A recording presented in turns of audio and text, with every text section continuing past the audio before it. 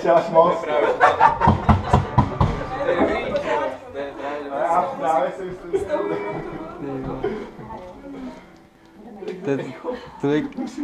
tolik chyb jsem ještě v životě neudělal.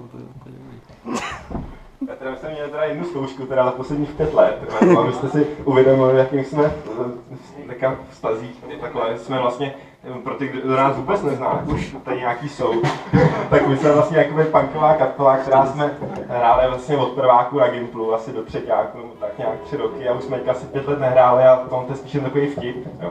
Takže pro ty, kdo to nepochopili a myslí, že to je vážný a jsou smutný, že nás musí poslouchat, tak jenom tak, abych to vysvětlil. Ale i na té jedné zkoušce, co jsme tady měli, tak myslím si, že to bylo lepší, než To jo. Co to bude zlepšovat v čase. Dáme ještě 5 minut, pak díky si přihlásit na zkoušku, tak no. Ještě jednu písničku rychle, ale jinou než pan song, prosím. A co? Další song se jmenuje Dilema.